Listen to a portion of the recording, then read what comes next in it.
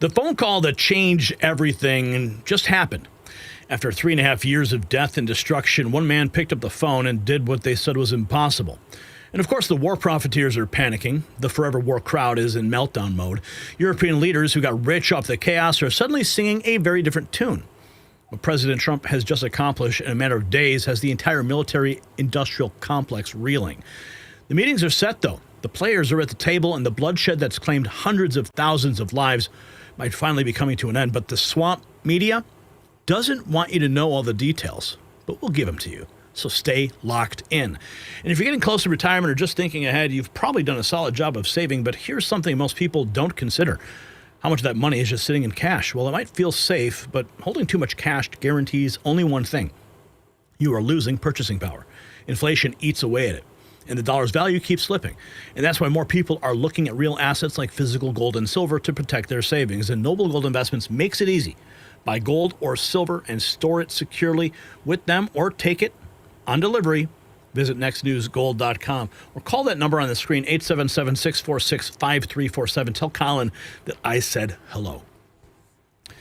So lots breaking in the White House briefing room today. We are going to bring you all of the details.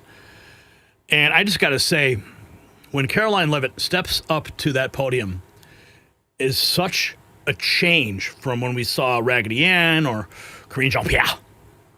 Right? I mean, no notes, no handbook, no circle back. It's straight fire and facts, dismantling all the fake media spin.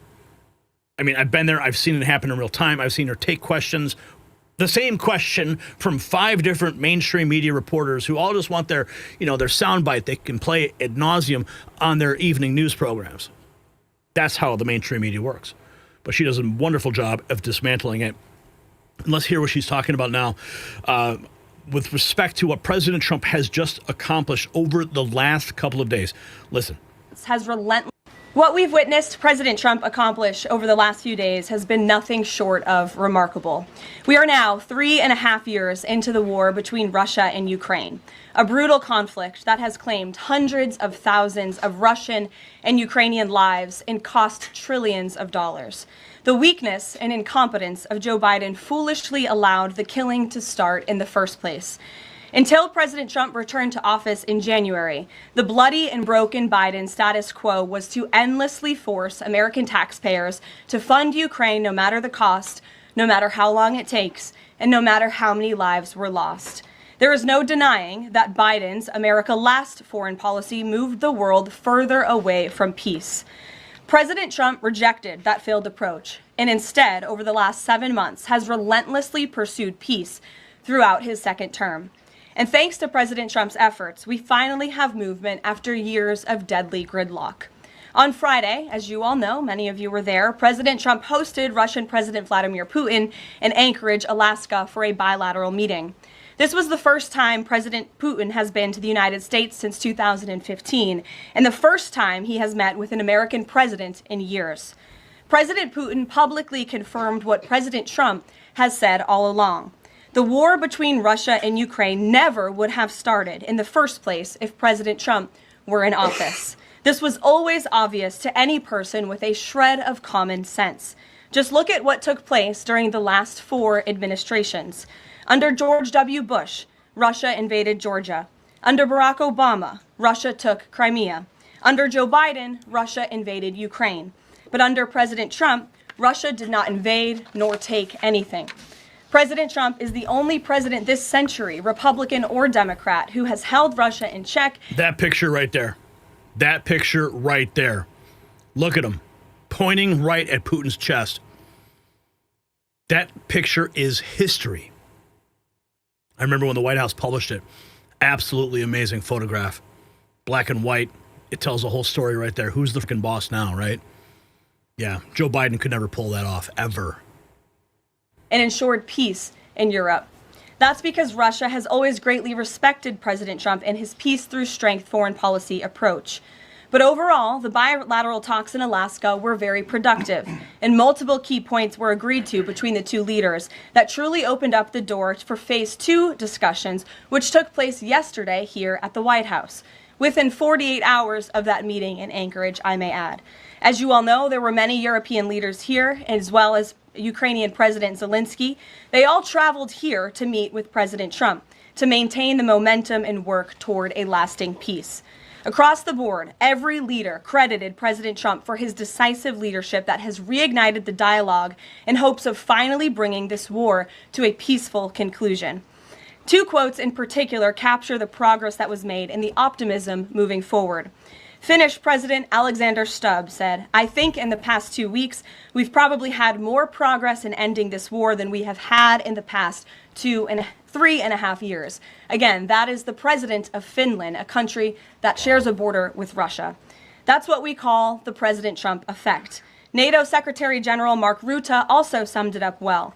Without President Trump, this deadlock with Putin would not have been broken. He is the only one who could do this. What we've witnessed. The boss is back. Now, we've got some updates on the conversations that Trump had with Putin. Let's check in with the secretary. President Zelensky. Following the encouraging conversations yesterday, President Trump spoke with President Putin by phone, and he agreed to begin the next phase of the peace process, a meeting between President Putin and President Zelensky, which would be followed, if necessary, by a trilateral meeting between President Putin, President Zelensky, and President Trump. As the president said, Vice President Vance, Secretary Rubio, and Special Envoy Witkoff will continue to coordinate with Russia and Ukraine to make this happen as soon as possible. It's very important to remember that before President Trump's landslide victory last November, there was no end in sight to this bloodshed. Now, there may finally be light at the end of the tunnel and an opportunity for lasting peace. That's because President Trump is the peace president, and American leadership is back on the world stage. It should not be lost on anyone in this room that world leaders are coming right here to Washington, D.C. for help. While previous presidents have traveled halfway around the world to apologize for America, President Trump stands up for America, and he has firmly restored America's status as the undisputed leader of the free world. Following the encouraging conversations yesterday, President Trump spoke. You know, she called him the peace president, and I'm looking back at some messages I'm having with one of my colleagues at the White House, and he said if Trump doesn't win a Nobel Prize, the game is rigged, especially after Barry Soetoro Obama got one. And I said, yeah, Barry did nothing. Barry Obama, he got a Nobel Prize like on day one. President Trump is doing remarkable things all over the world. Let's continue breaking down what happened at the press conference. Here's the press secretary just blasting the fake news for their lies about the negotiations with Russia and Ukraine. And it's so sad, but, you know, they're losing credibility every single day, and that's why people are turning to places like the Next News Network. President Trump. However, one thing that has absolutely not changed is the media's negative and downright false coverage of President Trump and his foreign policy accomplishments. From the beginning of this entire process, much of the left-wing media has been actively rooting against the President of the United States in the pursuit of peace. Initially, the media ridiculously claimed that President Trump was somehow beholden to Russia for even agreeing to have a face-to-face discussion with President Putin inside of the United States. The media said President Trump was making a grave mistake by, quote, legitimizing Putin. They were aghast that President Trump would treat another world leader like a world leader. The media relentlessly attacked President Trump and claimed he suffered a, quote, major defeat for not immediately emerging with a final agreement, even though he said heading into that meeting, this was a meeting to listen and to understand how to move the ball forward. All weekend following those historic U.S.-Russia bilateral talks, we listened to clueless pundits on television trying but failing to claim that the president had failed. The so-called experts in the foreign policy establishment, whose record is nothing but endless wars, trillions of wasted taxpayer dollars, and dead Americans, have the nerve to try and lecture President Trump, who has solved 7 global conflicts in 7 months, about peace. This is the same president, by the way, who brokered the Abraham Accords in his first term, on top of more than half a dozen other peace deals this year alone, as I just said. We also saw yesterday the president of Ukraine and all of the other major leaders of Europe fly across the Atlantic Ocean to meet President Trump at the White House because of the progress that was made, and that, if you ask the media, failed meeting, but it was not. It was highly productive and it was successful. This is why Americans' trust in the mass media is at a lowest point in more than 5 decades. Diplomacy is a delicate process, and instead of reporting the facts about what is happening here at this White House and what is happening between this president and other leaders around the world, many outlets in this room continue to try to actively undermine the president and sabotage the efforts towards peace. However, it's because they're all part of the military-industrial complex. They all have an interest in seeing this war continue. Lots of money is thrown around during these wars. Here we have more from the press secretary stating the president has definitively stated that U.S. boots will not be on the ground in Ukraine. With our friends in Europe, and also the president has definitively stated U.S. boots will not be on the ground in Ukraine, but we can certainly help in the coordination and perhaps provide other means of security guarantees to our European allies. The president understands security guarantees are crucially important to ensure a lasting peace, and he has directed his national security team to coordinate with our friends in Europe and also to continue to cooperate and discuss these matters with Ukraine and Russia as well. The president has no boots on the ground. Here is a question that was raised. The question asked is, what indications is President Trump getting from Putin that he wants to have this meeting with Zelensky soon? Statement that what indications is the president getting from Putin that he wants to have this meeting with Zelensky soon? Because he spoke to him directly yesterday. And he expressed that rather than later. He spoke to that directly yesterday, and the president put that in his statement that he gave to all of you, the news media, knowing you'd be asking following that conversation in the effort of transparency. He spoke to him directly. We put it in the press release. Maybe you missed it. Yeah, nice work on that one there. Here we have this from the press secretary, that there will always be areas of disagreement. Without the president. Can you explain how this went from a trilateral meeting involving President Trump to now the focus being on this bilateral meeting without the president first? Well, look, the president has spoken to both leaders about this, and both leaders have expressed a willingness to sit down with each other. And so our national security team will help both countries do that. Ultimately, the president has always said that there are areas of disagreement in this war that will have to be discussed and decided upon by these two countries. And so he wants these two countries to engage in direct diplomacy. He's said that from the very beginning, which is why he's agreeable to the idea of having President Zelensky and President Putin get together. And I understand accommodations for that meeting are underway. As soon as we hear more details, we'll be sure to let all of you know. Can you explain? Wow. Can you imagine that? That will be a historic moment. Here's Jackie Heinrich asking a question of the press secretary. Since the president often says that this war would not have started if he were in office, and Putin confirmed that. It's true. Do you accept that as true? The European leaders do. And President Putin himself said that, by the way. He did say that. Since the president often says that this war would not have started if he were in office, and Putin confirmed that. It's true. Do you accept that as true? The European leaders do. And President Putin himself said that, by the way. He did say that. And that's a fact. Here we have this, Kerry Bone writing, Trump is the deal maker. French President Macron says any deal must allow Ukraine to live in peace in exclusive interview. Well, of course, that's the purpose of peace. Understand that as President Trump was overheard on a microphone talking to you, and he said, quote, I think he wants to make a deal, meaning Putin. I think he wants to make a deal for me. You understand that? As crazy as it sounds. What went through your head when he said that to you? I think if, at the end of the day, if we have a deal which is compliant with this long-standing and robust peace, this is a great news.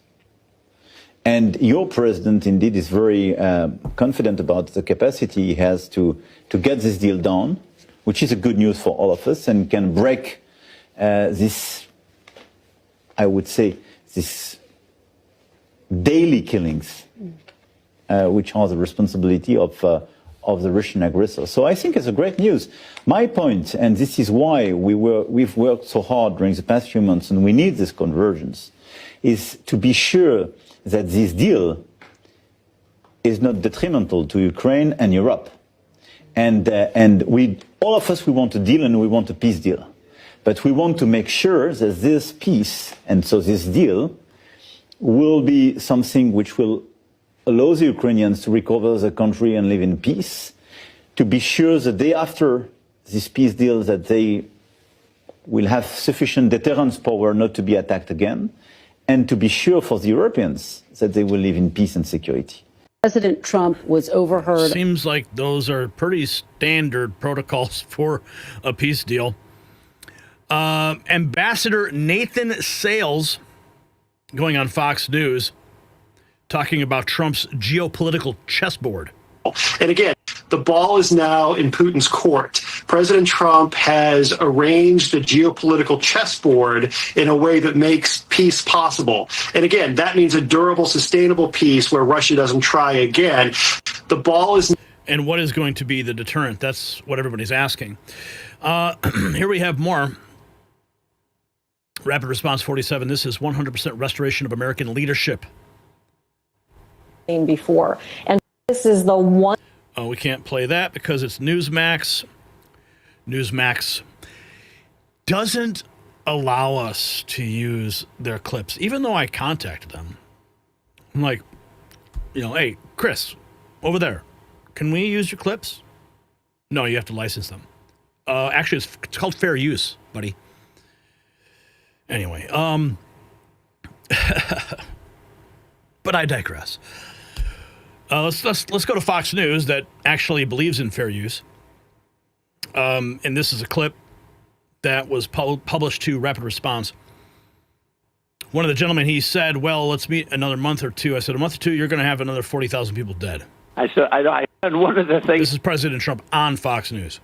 And one of the things at the table was one of the gentlemen, who's a great guy, but he said, I hope I didn't insult him.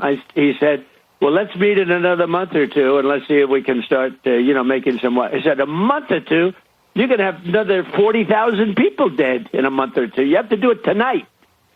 And I did, actually. I called President Putin, and we're trying to work out a meeting with President Zelensky. We'll see what happens there. And then if it works out, then I'll go to the trilat and close it up. And one of the things... I mean, think about that. President Trump is moving at breakneck speed. He does not want to see more people dead. No. The families on both sides, the graves, it all has to stop. Why wait a month or two? President Trump says, hell no. Here's more from Trump on Fox. They're going to stop. Mr. President, did y'all discuss any land swaps yesterday? Because we've talked a lot about the Donbass region. And what was the feeling in the room? What did the other leaders say about this? Well, they understand. Look, everybody can play cute and this and that. But, Ukraine's going to get their life back. They're going to stop having people killed all over the place. And they're going to get a lot of land. But this was a war.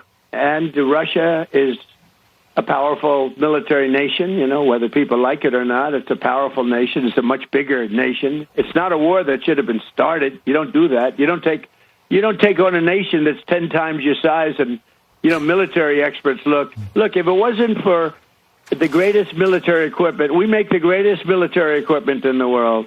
And we gave them, whatever. They took probably a lot of money too. But they had tremendous, they had the Patriot missile, which is the best in the world. All the equipment, we make the best equipment in the world by far. Everyone else is like nothing. So we gave them a lot of equipment. Now, with that said, the Ukrainian soldiers were brave as hell because they're fighting a force that's much, much bigger and, in theory, much more powerful. And, it's not like they've stopped. I assume you've all seen the map. A big chunk of territory is taken, and that territory has been taken. Now, they're talking about Donbass, but Donbass right now, as you know, is 79% owned and controlled by Russia. So they understand what that means. Mr. President, sounds like that's on the table. We're going to wait and see how this all shakes out. Continuing with the latest here. Here's more. President Trump live on Fox and Friends. He said, and one of the things at the table was one of the gentlemen, who's a great guy, but he said, I hope I didn't insult him. He said, well, let's meet in another month or two, and let's see if we can start, making some. He said, a month or two, you're going to have another 40,000 people dead in a month. Oh, we played that already. My bad. Okay, let's go back to this one. On his call with Putin, he says, I didn't do it in front of them. President Trump, during the meeting yesterday, when you decided to call Vladimir Putin, what was the reaction among the other people in the room, and what was President Putin's reaction to being brought into a phone call in the middle of your meeting? Well, I think they expected it. I didn't do it in front of them. I thought that would be disrespectful to President Putin. I wouldn't do that because they have not had the warmest relations, and actually President Putin wouldn't talk to the people from Europe. I mean, that was part of the problem. They had stepped out of the Oval Office to make the call? They had no communication with the White House for years as people died. Years with Biden and his people. No communication. Putin told me. Years. It was years that he didn't speak to anybody from the White House. And it was a long time that he didn't speak to anybody from Europe. No, it's a fractured relationship. And when I came in, I always had, despite the Russia hoax, which truly was a very dangerous thing for our country, but despite that, I maintained a very good relationship. I mean, you saw that when he got off his plane, I got off my plane. There's a warmth there that you can't, there's a decent feeling. And it's a good thing, not a bad thing. People would say, oh, that's such a terrible thing. It's not a terrible thing. President Trump, during the meeting yesterday, treating him with respect. That's what you got to do. CBS News. What did they find out? Peace deal. A recent poll found that nearly 70% of Ukrainians now support a negotiated peace deal. That's up from just over 20% at the start of the invasion. Wow. Trump was right about Ukraine. You don't have to support Putin, but you may want to pay attention for a moment because something massive just shifted. The Hill, one of the biggest political outlets in D.C., just dropped an article called, sadly, Trump is right on Ukraine. That headline alone is enough to make half the media scramble for damage control. But what's inside that article is even more powerful.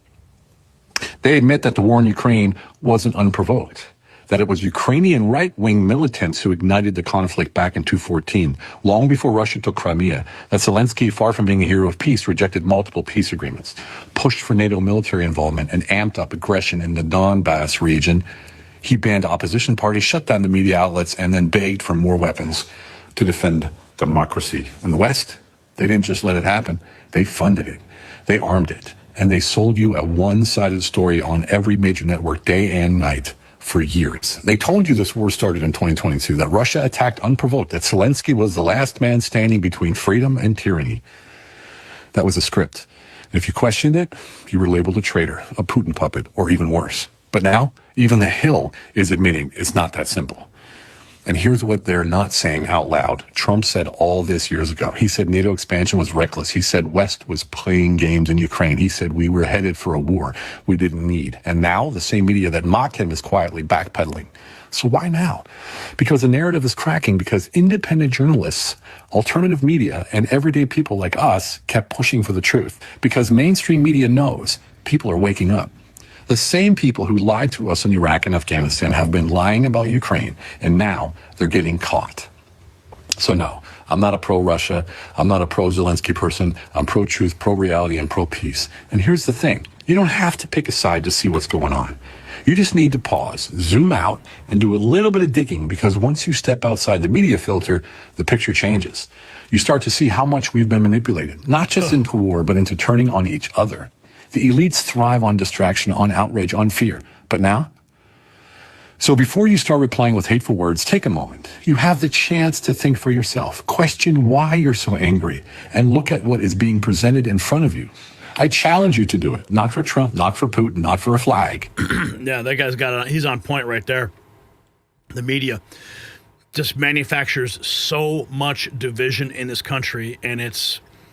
I mean, if without the media, if the media was actually honest and they did their job, I wouldn't be here today. Bottom line. But I'm here because they push so many false narratives. And speaking of the media, let's take a listen to what Steve Bannon just said. He said Republicans just lined up for another Ukraine bailout.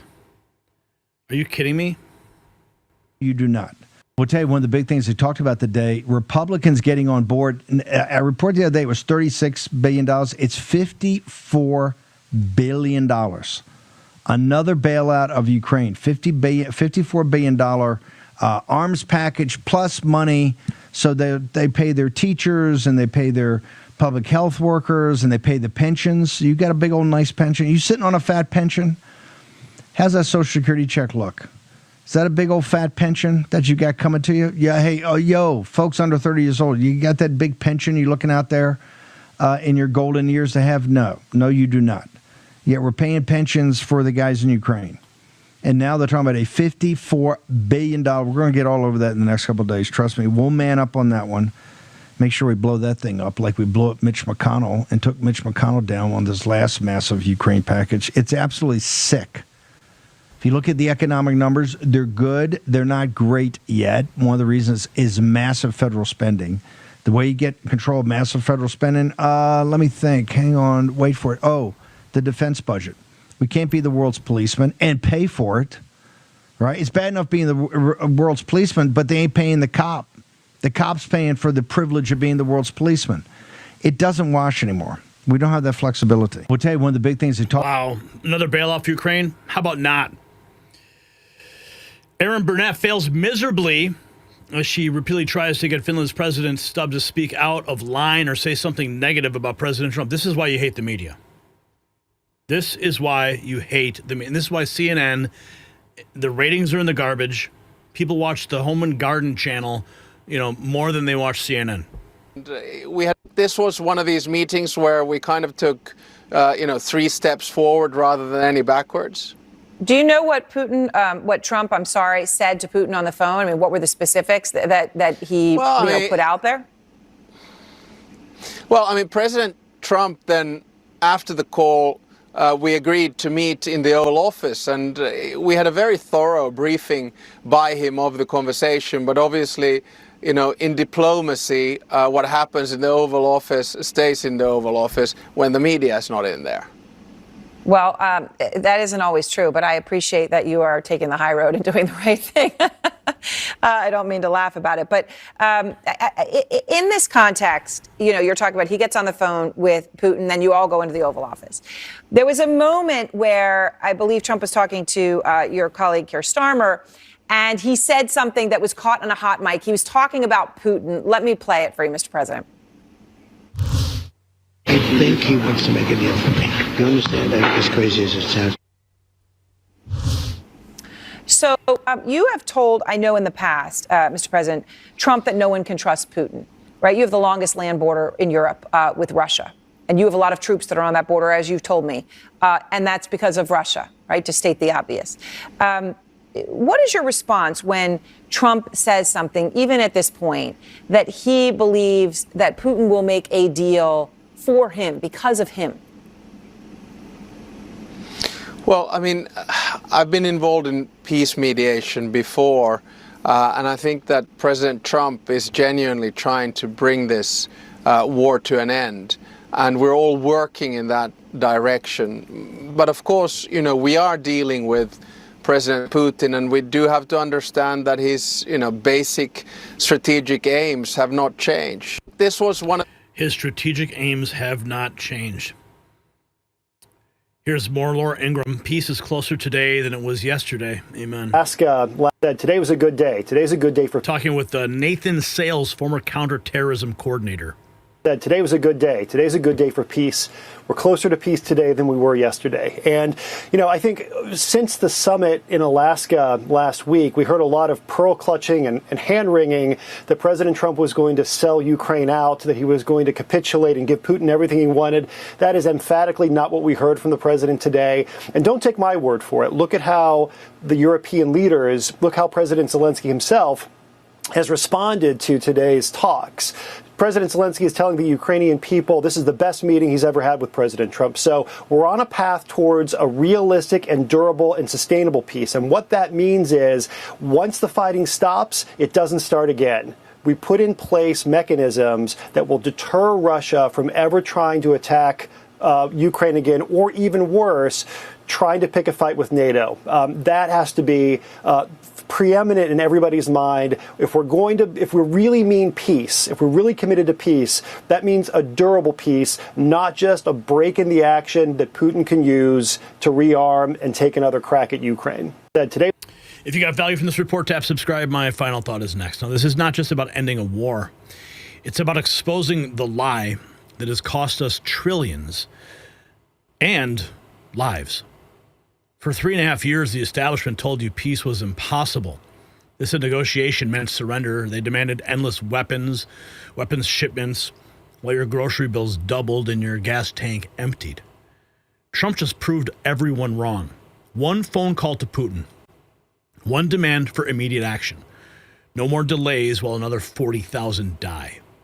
That is what America First leadership delivers. The same crowd that enriched themselves on bloodshed is now watching their war machine grind to a halt.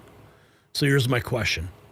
Do you believe, and I'm serious about this question, do you believe that the military-industrial complex will try to sabotage this peace deal? Drop a yes or no in the comments. Let's continue this conversation. And while you're fired up, check out our merch shop. It's linked down below, where your support for real journalism on your sleeve.